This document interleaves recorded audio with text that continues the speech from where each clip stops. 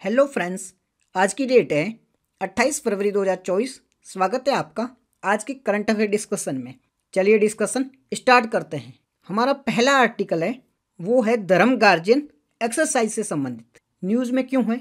News में इसलिए है कि अभी राजस्थान में भारत व जापान के बीच में धर्म गार्जियन एक्सरसाइज का 5वां एडिशन है वो आयोजित होने वाला है, इसलिए ये न्यूज़ में है। न्यूज़ आपको समझ में आ गई कि धर्म गार्जियन जो एक्सरसाइज है उसका 5वां एडिशन अभी जापान और भारत के बीच में आयोजित होने वाला है। न्यूज़ ये थी, हमें समझ में आ गई। सबसे पहले बात करते हैं धर्म गार्जियन एक्सरसाइज के बारे में। इसका ये कौन सा एडिशन है? 5वां एडिशन है। किस किस के बीच में ये हो रहा है? ये हो रहा है जापान और भारत के बीच में। धर्म गार्जियन एक्सरसाइज कौन कौन से देशों के बीच में होती है? भारत और जापान के बीच में होती है। ठीक है जी। अभी कहाँ आयोजित हो रहा है? ये अभी राजस्थान में आयोजित होता है। ये एनुअल है, एक साल भारत में आयोजित होता है, नेक्स्ट साल ये जापान में आयोजित होता है। इसकी शुरुआत कब हुई थी? इसकी शुरुआत 2018 में हुई थी। पर्पज क्या है इसका? इसका पर्पज है मिलिट्री कोऑपरेशन को बढ़ाना। भारत और जापान के बीच में मिलिट्री कोऑपरेशन को बढ़ावा देना इसका पर्पज है। ठीक है। पर्पज मोस्ट ऑफ जो एक्सरसाइज होती है उनका सेम ही होता है। मिलिट्री कोऑपरेशन बढ़ाना, जो भी बेस्ट प्रैक्टिस है उसको शेयर करना, यही पर्पज होता है। तो पर्पज आपको याद रखने की ज़रूरत नहीं है। हम बात करते हैं भारत और जापान के बीच में और कौन कौन सी एक्सरसाइज होती है। देखो, एक्सरसाइज से संबंधित क्वेश्चन है वो पूछा जा सकता है, तो आपको पता होना चाहिए कि भारत और जापान के बीच में कौन कौन सी और एक्सरसाइज होती है। तो जापान और भारत के बीच में एक एक्सरसाइज होती है जिम्बैक्स। क्या नाम है उसका? जिम्बैक्स। ये नेवल एक्सरसाइज है, ये भी ध्यान रखना। आर्मी की है, नेवी या एयरफोर्स की है। तो जिम्बैक्स है वो नेवल एक्सरसाइज है, ये भारत और जापान के बीच में होती है। दूसरी अभी हमने देखी धर्म गार्जियन, ये भारत और जापान के बीच में होती है। तीसरी एक्सरसाइज होती है मालाबार एक्सरसाइज। मालाबार एक्सरसाइज है ना, वो भारत, जापान, ऑस्ट्रेलिया वो यूएसए के मध्य होती है। इसमें 4 देश शामिल है जो कि क्वाड के पार्ट हैं। वो चारों देश इस एक्सरसाइज में हिस्सा लेते हैं। एक एक्सरसाइज है जिसका नाम है सिन्यू मैत्री। सिन्यू मैत्री है वो एयरफोर्स की एक्सरसाइज है, ये भी भारत और जापान के मध्य होती है। तो भारत और जापान के मध्य कौन कौन सी एक्सरसाइज होती है? पहली धर्म गार्जियन, दूसरी मालाबार एक्सरसाइज। मालाबार 4 देशों के मध्य होती है जो क्वाड के पार्ट है।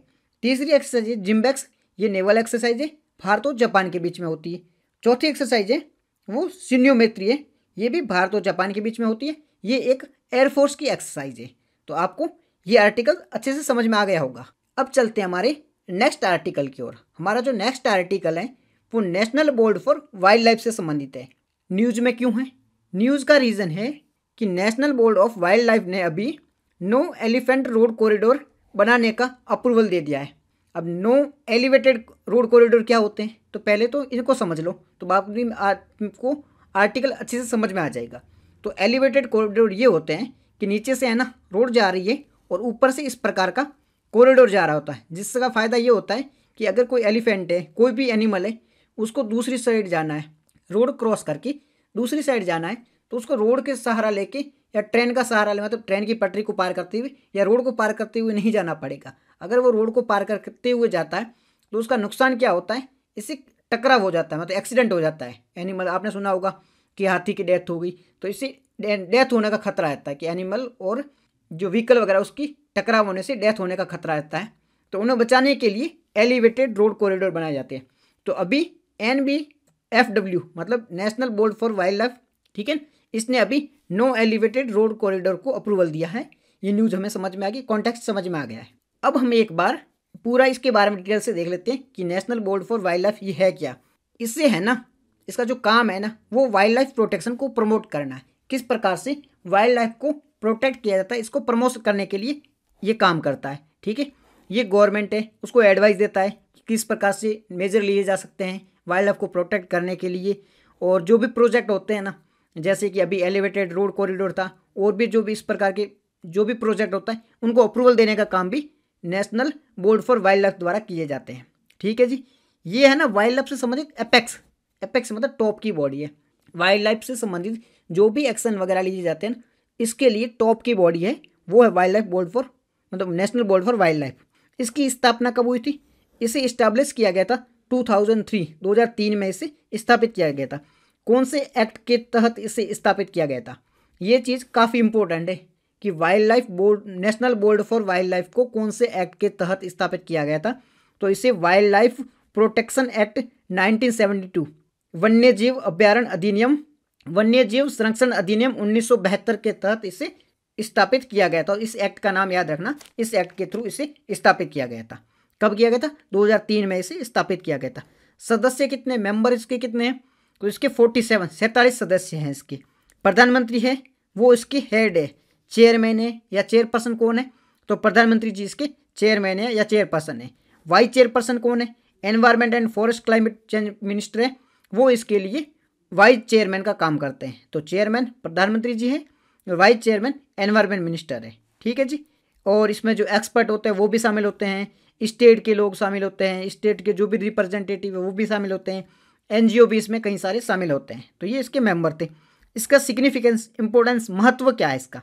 ये सस्टेनेबल डेवलपमेंट को प्रमोट करने का कार्य करता है। तो इसका सिग्निफिकेंस इसलिए हो जाता है कि इंटरनेशनल जो वाइल्ड लाइफ ट्रीटी है ना, वहाँ पर भारत का रिप्रेजेंटेटिव यानी प्रतिनिधित्व करता है। अंतर्राष्ट्रीय जो भी ट्रीटीज़ वगैरह होती हैं वहाँ पर भारत का प्रतिनिधित्व कौन करता है? वो national board for wild life द्वारा किया जाता है। इसने है ना, इससे पहले था Indian board for wild life था, उसका स्थान लेके अब national board for wild life बनाया गया। तो इससे पहले कौन था? Indian board for wild life था। ये चीज़ याद नहीं रखोगे तो भी चलेगा। इसमें आप तो ये एक्ट का नाम याद रखना, वाइल्ड लाइफ प्रोटेक्शन एक्ट के तहत इसे स्थापित किया गया था 2003 में। टोटल मेंबर 47 है। प्रधानमंत्री जी इसके चेयरमैन है, वाइस चेयरमैन कौन है? एनवायरमेंट मिनिस्ट्री है। काम वाम आपको पता ही होगा। तो ये हमारा जो आर्टिकल था वो national board for wildlife से संबंधित था। चलते हैं हमारे नेक्स्ट आर्टिकल की ओर। नेक्स्ट हमारा आर्टिकल है collective security treaty organization, CSTO से संबंधित है। न्यूज़ में क्यों है? न्यूज़ में इसीलिए है कि CSTO से कुछ मेंबर अभी बाहर हो रहे हैं। रसिया भी इससे बाहर होने की बात कर रहा है, सस्पेंड होने की बात कर रहा है। तो ये CSTO से संबंधित इसलिए न्यूज़ में। तो सबसे पहले देख लो कि CSTO है क्या। दरअसल रसिया है ना, वहाँ जो आसपास के रीजन है जैसे कि बेलारूस है, ठीक है, आर्मेनिया है, कजाकिस्तान, किर्गिस्तान, इन आसपास के रीजन में रसिया का पहले USSR था ना, उसका वर्चस्व था। तो USSR के डिसइंटीग्रेशन के बाद में यहाँ पर रसिया का धीरे धीरे वर्चस्व खत्म होने लगा और यहाँ पर USA की प्रेजेंस बढ़ने लगी, USA की आर्मी यहाँ पर बढ़ने लगी। तो रसिया को डर था कि USA है वो कभी भी यहाँ पर अपनी प्रेजेंस बढ़ा सकता है। तो USA की प्रेजेंस को काउंटर करने के लिए रसिया ने अपने जो अलाई कंट्री थी, अपने नेबर कंट्री थी, उनसे एक मिलकर एक ट्रीटी की। ये ट्रीटी की गई 1992 में ये ट्रीटी की गई थी। इस ट्रीटी के तहत आसपास के देशों द्वारा एक ऑर्गेनाइजेशन क्रिएट की गई थी जिसका नाम था कलेक्टिव सिक्योरिटी ट्रीटी ऑर्गेनाइजेशन। यहाँ पर ये 1992 में अभी ये ऑर्गेनाइजेशन बना नहीं है, यहाँ पर अभी ओनली ट्रीटी हुई है, बाद में ऑर्गेनाइजेशन बाद में बनेगी। अभी पहले ट्रीटी हुई, उसके बाद में ऑर्गेनाइजेशन बनेगी। तो इस ट्रीटी में आर्मेनिया, कजाकिस्तान, किर्गिस्तान, रसिया, तजाकिस्तान, उज्बेकिस्तान, ये सारे देश साथ में आए और इन्होंने कहा कि USA की जो भी प्रेजेंस बढ़ रही है उसे कम करना चाहिए, उसका काउंटर करना चाहिए। बट यहाँ पर बात बनी नहीं। तो यहाँ पे कुछ और देश ज्वाइन होते रहे, कुछ छोड़ते रहे, तो पूरा कोई ऑर्गेनाइजेशन नहीं बना। तो ये ट्रीटी था, बैकग्राउंड हमने देखा। अब रसिया को तो काउंटर करना ही था, तो ये देश तो यहाँ पर बात बनी नहीं। फिर बाद में क्या हुआ, 2002 में यानी 2002 में इस ऑर्गेनाइजेशन CSTO की स्थापना कर दी गई। ये एक इंटर गवर्नमेंटल मिलिट्री अलायंस था, मतलब अंतर जो सरकारी होता है, एक मिलिट्री अलायंस बन गया। मतलब इसके सारे देश होंगे वो एक मिलिट्री की तरह काम करें। अगर एक देश पे अटैक होगा तो दोनों बाकी सारे देश है वो उसकी हेल्प करेंगे। जो इसमें मेंबर थे वो 6 मेंबर थे। कौन कौन से? Russia, Armenia, Belarus, Kazakhstan, Kyrgyzstan, Tajikistan, ये इसके 6 मेंबर थे। उज्बेकिस्तान है, उसने 2006 में ज्वाइन किया और 2012 में इससे बाहर हो गया था। तो अभी 6 मेंबर बचे थे। बट आर्मेनिया अभी, अब देखो अभी वापस जाएंगे कॉन्टेक्स्ट पे, क्या रीजन चल रहा है अभी। उससे पहले अभी बात कर रहे हैं कि आर्मेनिया अभी इससे बाहर जा सकता है। तो ये था। अब देख लेते हैं दरअसल हो क्या रहा है, रीज़न क्या हुआ है। तो एक बार आप है ना मैप देख लो, यहाँ पर क्या कौन सा देश है? यहाँ पर है अजरबैजान और यहाँ पर है आर्मेनिया। इन दोनों के बीच में नगरो कारबाख एक रीजन है, नेग्रो कारबाख एक रीजन है। ये अजरबैजान आर्मेनिया के बीच में। आर्मेनिया क्लेम करता है कि ये हमारा है, अजरबैजान क्लेम करता है कि ये हमारा है। तो इन दोनों के बीच में इसके लिए युद्ध भी हो चुका है और कॉन्फ्लिक्ट भी इसके लिए चलता रहता है। अब दोनों के बीच में ये टेंशन था ही। बट आर्मेनिया है ना वो पार्ट है किसका? रसिया का। ये CSTO है ना उसका पार्ट है आर्मेनिया। तो आर्मेनिया को उम्मीद थी कि रसिया है वो हमारी हेल्प करेगा, रसिया साथ में आएगा और अजरबैजान से हमारा ये जो पार्ट है ना वो लेने में हमारी हेल्प करेगा। बट रसिया ने इसकी हेल्प करी नहीं। रसिया के भी कुछ और रीज़न हो सकते हैं, तो रसिया ने हेल्प की नहीं। तो अब आर्मेनिया का कहना था कि हम आपकी एक तो अलाई कंट्री है, आपके इस ग्रुप का पार्ट है, हमारे युद्ध हुआ तो आपने सहायता नहीं की हमारी, हमारा ये पार्ट लेने में आप हमारी सहायता नहीं कर रहे हो, तो हम आपके इस ग्रुप में आपके साथ रहने का हमारा फ़ायदा क्या है, तो हम तो इससे दूर चले जाएंगे। ऐसा कह के आर्मेनिया है वो सस्पेंशन की धमकी दे रहा है, इस ग्रुप से बाहर जाने की धमकी दे रहा है। तो ये पूरा इसका बैकग्राउंड था। एक बार आप मैप में देख लो, ऊपर जॉर्जिया है, ये अजरबैजान, ये आर्मेनिया है, नीचे टर्की है, ठीक है। ये जो बीच का रीजन था जिसके लिए कॉन्फ्लिक्ट चल रहा था, ठीक है, नरोगो वाक है वो, ये रीजन है, ठीक है, ये रसिया वगैरह है। तो ये इसकी वजह से अभी सारा ये मुद्दा चल रहा था, ठीक है। आर्मेनिया और रसिया अब दोनों आमने सामने आ चुके, और आर्मेनिया ने कहा हम ये ग्रुप छोड़ देंगे। इस ग्रुप से है ना रसिया ने आसपास के देशों की बहुत ही ज़्यादा हेल्प करी है, उनके लिए सैटेलाइट लॉन्च में भी हेल्प करी है, मिलिट्री एडवांसमेंट में हेल्प की है, उन्हें हथियार प्रोवाइड करवाए हैं। बट अभी ये ग्रुप है वो टूटने के कगार पर है। तो ये हमारा पूरा आर्टिकल था CSTO से संबंधित। चलते हैं हमारे नेक्स्ट आर्टिकल की ओर। हमारा जो अगला आर्टिकल है वो NB8 से संबंधित है। आज ज़्यादातर जो आर्टिकल है ना वो IR के ही हैं, मतलब इससे IR से संबंधित है। प्रीलिम में थोड़ा बहुत काम आ सकता है, लोकेशन है, ये सब काम आ सकती, बट मेंस के पर्सपेक्टिव से ज़्यादा इंपॉर्टेंट जो भी इंटरनेशनल रिलेशन से संबंधित जो हमारा ये आर्टिकल है ना NB8, तो ये भी इंटरनेशनल रिलेशन में आपकी हेल्प कर सकता है। आर्टिकल क्या है? नॉर्डिक बाल्टिक कोऑपरेशन, मतलब NB8 नॉर्डिक बाल्टिक कोऑपरेशन, ये आर्टिकल है, मतलब एक ग्रुप है उससे संबंधित एक है। न्यूज़ में क्यों आया है कि अभी NB8 है ना उसके सदस्यों द्वारा रायसीना डायलॉग में हिस्सेदारी ली गई थी, भागीदारी ली गई थी सामूहिक रूप से, इसलिए न्यूज़ का विषय बन गया है। अब हम एक बार NB8 के बारे में देख लेते हैं। इसकी स्थापना कब हुई थी? NB8 की स्थापना हुई थी 1992, 1992 में इसकी स्थापना हुई थी। ये एक रीजनल ग्रुप है, आसपास के जो देश हैं उनका एक ग्रुप है। बाद में हम इसकी लोकेशन वगैरह सब कुछ देख लेंगे। तो इसका एम क्या है? देखो ये सारे ग्रुप होते हैं ना, इनका एम एक ही होता है, ग्लोबल प्रॉब्लम को सॉल्व करना और जो भी ग्लोबल इश्यू चल रहे हैं उनको उठाना। तो मोस्ट ऑफ जो इनके एम होते हैं सेम ही होते हैं, तो आपको एम को याद रखने की ज़रूरत है नहीं, ठीक है। मेंबर की बात करें तो आइसलैंड, नॉर्वे, स्वीडन, फिनलैंड और डेनमार्क, ये है नॉर्डिक कंट्री। नॉर्डिक कंट्री और बाल्टिक कंट्री ये आपको पता होना चाहिए, ये क्वेश्चन आ सकता है तो इंपॉर्टेंट हो जाता है। नॉर्डिक कंट्री में कौन कौन है? आइसलैंड, नॉर्वे, स्वीडन, फिनलैंड और डेनमार्क, ये देश हैं नॉर्डिक कंट्री में। और बाल्टिक कंट्री कौन कौन से? एस्टोनिया, लात्विया, लिथुनिया, ये 3 देश हैं, ये बाल्टिक कंट्री है। ये देश है ना साथ में मिले हैं, मतलब टोटल देश कितने हो गए? 3 देश हो गए बाल्टिक के, और 5 देश हो गए वो हो गए नॉर्डिक के। तो ये 5 और 3 8 देश मिलकर इन्होंने NB8 ग्रुप बना दिया है। N का मतलब होता है नॉर्डिक, B का मतलब बाल्टिक, 8 देश है, इसे NB8 इसे कहा जाता है। समझ में आ गया? NB8 क्यों कहा जाता है? नॉर्डिक, बाल्टिक, 8 देश है इसलिए इसे NB8 कहा जाता है।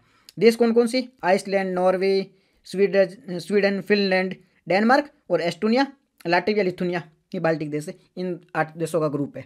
तो इतनी तो आपको चीज़ समझ में आ गई होगी। तो अभी जो ये ग्रुप है ना ये काफ़ी क्लोज आने की बात कर रहा है, ये अपने जो भी विचार है उसको बढ़ाने की बात करते हैं। तो भारत के पर्सपेक्टिव से ये कैसे इंपॉर्टेंट हो सकता है? देखो भारत है ना वो काफ़ी चीज़ों में इनसे को रिलेट करता है। जैसे ये इनोवेशन की बात करते हैं, भारत भी इनोवेशन से काफ़ी अग्रसर है। ये ग्रीन ट्रांसमिशन की बात करते हैं, इंडिया भी अभी ग्रीन पे काफ़ी फोकस कर रहा है। ये मैरीटाइम सिक्योरिटी की बात करते हैं, इंडिया की मैरीटाइम सिक्योरिटी तो बहुत ज़्यादा इंपॉर्टेंट है। ये हेल्थ सेक्टर की बात करते हैं, इंडिया भी हेल्थ सेक्टर की बात करते हैं। टेक्नोलॉजी में इंडिया और भारत दोनों, भारत और नॉर्डिक कंट्रीज आपस में जो NB8 है ये आपस में सहयोग कर सकते हैं। इंटेलेक्चुअल प्रॉपर्टी राइट में काम कर सकते हैं, एग्रीकल्चर में काम कर सकते हैं, स्पेस के सेक्टर में काम कर सकते हैं। तो इनके और इंडिया के बीच में काफ़ी ज़्यादा जो कोऑपरेशन के एरियाज हैं वहाँ पर ये साथ में मिलकर काम कर सकते हैं। तो काफ़ी अच्छा आर्टिकल, मैथ्स के पर्सपेक्टिव आप यूज़ भी कर सकते हो। मैप देख लेना, प्रीलिम के लिए आपका फोकस होना चाहिए कि मैपिंग आपको अच्छे से पता होनी चाहिए, ठीक है जी। चलते हमारे नेक्स्ट आर्टिकल की ओर। एक टर्म है उसको पता होना चाहिए आपको, बस टर्म का मतलब पता होना चाहिए, बाकी ज़्यादातर डिटेल में जाने की जरूरत है नहीं आपको। टर्म है ग्रे जोन वारफेयर। न्यूज़ में क्यों है? अभी रायसीना डायलॉग में हमारे जो चीफ ऑफ डिफेंस स्टाफ हैं उनके द्वारा इसके बारे में बात की गई, ग्रे जोन वारफेयर की, इसलिए न्यूज़ में। तो ग्रे जोन वारफेयर होता क्या है? एक तो होता है डायरेक्ट वॉर होता है, ठीक है जी। एक होती पीस का मामला कि वहाँ पर शांति चल रही, कोई वॉर नहीं हो रही। इनके बीच में होता है एक ग्रे जोन वार। एक होता है कोल्ड वॉर। कोल्ड वॉर में मतलब वॉर नहीं हो रही है, किसी और देश के थ्रू वॉर चल रही है, जैसे कि USA और USSR के मध्य डायरेक्ट वॉर नहीं चल रही थी, दोनों अलग अलग देशों में जाके लड़ रहे थे। जैसे USSR अफगानिस्तान में प्रेजेंस थी इसकी, तो USA द्वारा अफगानिस्तान के जो भी उसके अगेंस्ट में थे उनको सपोर्ट किया जा रहा था, तो दूसरे देश में प्रॉक्सी वॉर चलती थी। बट ग्रे जोन वॉरफेयर में क्या होता है? डायरेक्ट वॉर नहीं होती है, बट ऐसे ऐसे काम किए जाते हैं, जैसे कि एसर्टनेस दिखाना, एक्सपेंशन करना, जैसे चाइना आज एक्सपेंशन कर रहा है आसपास के रीजन में, भारत के पास में आता है, कभी डोकलाम में मुद्दा कर लेता है, कभी साउथ चाइना सी में मुद्दा कर लेता है, एक्सपेंशन की नीति है वो बढ़ा लेता है। इससे क्या तो वॉर नहीं होती, बट वॉर जैसी सिचुएशन कभी भी बन सकती है, ठीक है। उसके अलावा क्या होता है, कभी भी ऐसे काम किए जाते हैं, साइबर वॉर कर लिया, जैसे ऑस्ट्रेलिया पर चाइना द्वारा ये किया गया था, साइबर अटैक किया गया था। साथ ही साथ में स्टेटस चेंज करना, जैसे चाइना और भारत की बॉर्डर है तो उसे चेंज करने की चाइना कोशिश करेगा, तो स्टेटस चेंज करना, ठीक है। वॉर भी, इससे कभी भी वॉर हो सकता है, बिकॉज की देखो ऑब्वियस है, वो वॉर की कोशिश करेगा, फिर वापस पीछे हटेगा, फिर वॉर करेगा, तो कभी भी अगर दोनों देश की खसक तो आपस में लड़ाई हो सकती है, ठीक है। इसमें मेडिसिन की वॉर हो सकती है, इंटरनल और भी कई वॉर हो सकती है, ट्रेड वॉर हो सकती है, तो ये है ना ग्रे जोन वॉरफेयर में आता है। तो आपको टर्म ओनली पता होनी चाहिए, बस इतना ही इंपॉर्टेंट था। तो आज के डिस्कशन में इतना ही था। तो आज की हम क्वेश्चन दे आपको होमवर्क में ट्रू एंड फॉल्स देख के आना है। कल के हमारे ट्रू एंड फॉल्स के बारे में बात करें तो पहला CPCB, ये है ना इन्वायरमेंट प्रोटेक्शन एक्ट के तहत 1940 में बनाया गया था, तो नहीं इन्वायरमेंट प्रोटेक्शन नहीं है, ये वाटर एक्ट के तहत बनाया गया था, तो पहला हमारा फॉल्स हो जाएगा। दूसरा गिनी वॉर्म से संबंधित है, तो ये वाटर से फैलता है, तो हाँ वाटर से फैलता है, ये ट्रू हो जाएगा, जो भी खराब प्रदूषित वाटर होता है उससे फैलता है, ठीक है। माउंट किलिमंजारो, क्या ये मोरक्को में, ये मोरक्को में नहीं है, ये तंजानिया में, तो ये भी तीसरा भी फॉल्स हो जाएगा। पहला तीसरा फॉल्स है, दूसरा ट्रू हो जाएगा, ठीक है जी। अब NGT से संबंधित हमारा एक होमवर्क था, उसमें जो पहली स्टेटमेंट दी गई NGT से संबंधित वो करेक्ट है, और दूसरी स्टेटमेंट है तो वो भी, पहली स्टेटमेंट इनकरेक्ट है, दूसरी करेक्ट है, तो हमारा जो ऑप्शन हो जाएगा वो ओनली 2 हो जाएगा, ठीक है जी। और ये चार्ल्स वुड स्पेस से संबंधित जो क्वेश्चन था वहाँ पर हमारी ऑप्शन हो जाएगा वो ए करेक्ट हो जाएगा, ठीक है जी। आपको होमवर्क में एक PYQ है और एक ज्योग्राफी का इकोनॉमी का क्वेश्चन है, ये आपको देख के आना है। तो आज की डिस्कशन में इतना ही था। PDF चाहिए तो टेलीग्राम चैनल ज्वाइन कर लो, आपको हिंदी इंग्लिश दोनों में PDF मिल जाएगी। Thank you very much for discussion.